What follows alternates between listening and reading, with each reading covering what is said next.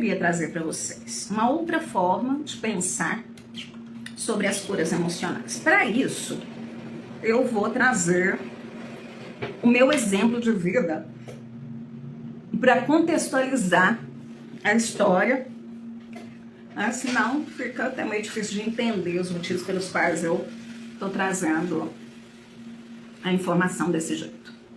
Mas o que eu vou dizer para vocês poderia acontecer com qualquer pessoa, né? E pode ser também que tenha acontecido de formas diferentes do que aconteceu comigo, mas mesmo que seja diferente, ainda assim provocaria a mesma coisa, que são as experiências vivenciadas neste planeta. Quando eu tinha mais ou menos uns 3 anos, eles se separaram.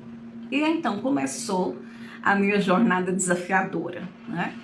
Por um tempo morei com a avó paterna, que em determinado momento não pôde mais cuidar de mim. Depois fui morar com a minha avó materna, que cuidou de mim muito bem por longos anos, e as minhas tias também. Mas é claro que nessa história, né, ficou armazenado no meu ser uma impressão de que havia um abandono, né, uma rejeição por parte da minha mãe. Por parte do meu pai, eu nunca senti isso, não, porque eu não sei se ele estava realmente mais presente, ele ia me visitar, eu me lembro disso, não lembro disso, da minha mãe me visitando. Ela disse que me visitava, que tudo, mas eu não tenho lembrança disso, né? Eu acho que o trauma com a mãe, né, é muito maior do que com o pai, e ficou então o trauma, né? O trauma do abandono, o trauma da rejeição, o trauma da injustiça, o trauma da traição, o trauma da humilhação, todos esses traumas, né? E desses vieram medos, inseguranças e uma série de outras coisas. Bom, em todo esse processo, em todo esse período, eu vivenciei muitos desafios em relação à minha mãe, em relação ao meu pai, à família do meu pai, em relação a uma série de coisas, né? Desafios, medos, tristezas, não sabia muito expressar tudo aquilo, né? Minha avó já estava mais velha, não tinha muito o que falar disso para os meus pais, naquela época era um outro tipo de criação, né?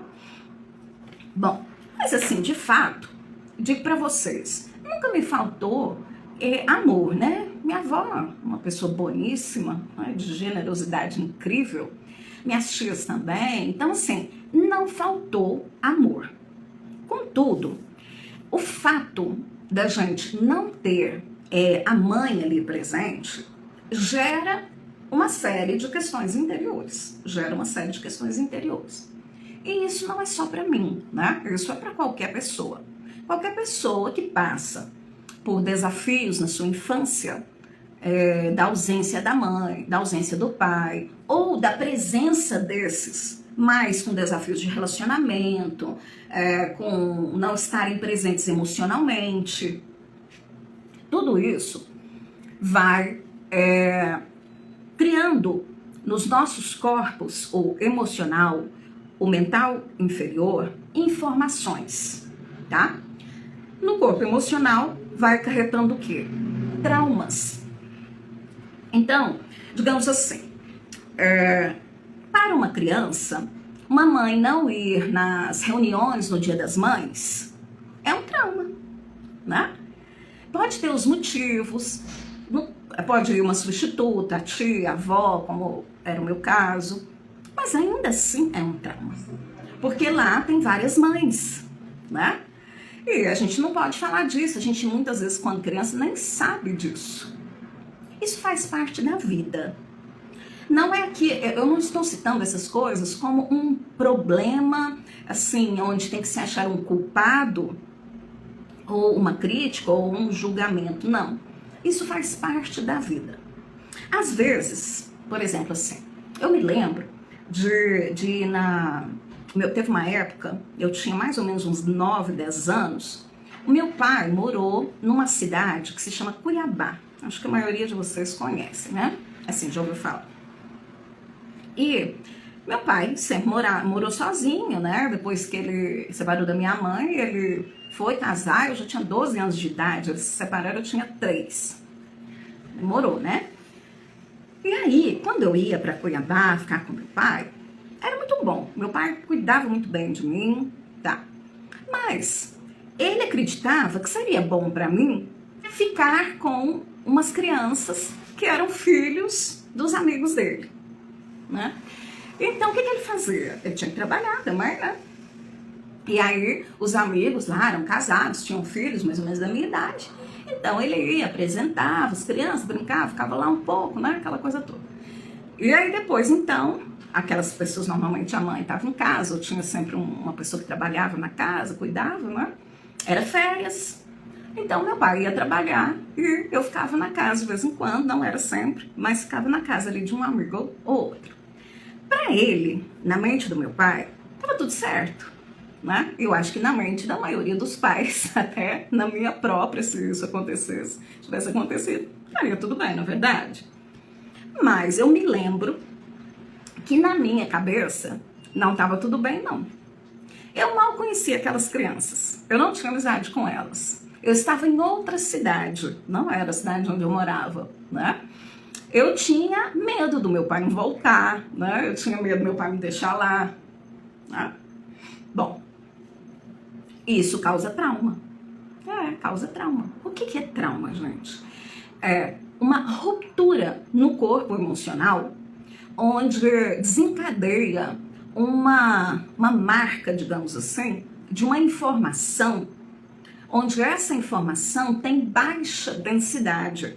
Então, se você pudesse ver um corpo emocional, você veria que neste corpo emocional, se ele estivesse ok, ele teria um formato tranquilo, né? Vamos imaginar um corpo emocional aí, que é um corpo mais sutil, semelhante ao corpo físico, né? Normal ali. Quando aparece um trauma, fica marcado como se fosse uma pequena mancha, um ponto, uma ruptura neste corpo. O que significa isso? Uma memória, um acontecimento, tá? Que gerou algum sentimento ou emoção de baixa densidade. Medo, tristeza, raiva, insegurança, ok? Então, nesse caso que eu tô contando para vocês, que o meu pai, então, me deixou brincando com essas crianças algumas vezes, as primeiras vezes, o que aconteceu? Eu tinha medo do meu pai ir embora, de não me buscar. Eu tinha vergonha de repente, se estivesse com fome, né, pedir alguma coisa para comer. Eu tinha várias coisas que aconteciam, né, comigo naquele momento ali, que causaram traumas.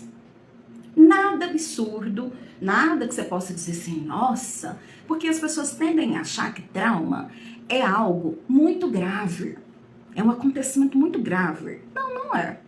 O trauma é uma emoção, um sentimento que fica marcado no seu corpo emocional como uma experiência ruim, não precisa ser uma experiência absurda, pode ser uma experiência ruim que você não processou. O conceito de deformação vibracional do corpo emocional, criado pelo método Kumara, tem fundamento nos ensinamentos de Saint-Germain.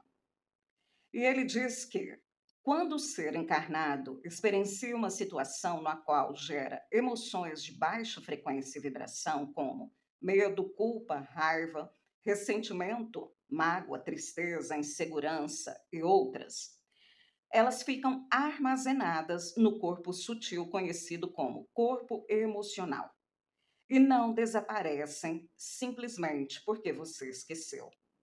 E validando algumas crenças limitantes bastante similares que dizem: o tempo cura tudo. Com o tempo, isso passa. Esquece isso que tudo se resolve. A única solução é perdoar. Todas essas frases fazem parte do arcabouço planetário de respostas com base na falta de conhecimento sobre os problemas emocionais e como eles devem ser curados. Até mesmo a ideia de perdão também não se aplica aqui, pois são coisas diferentes. Uma é perdoar ou desculpar o ofensor ou relevar os acontecimentos.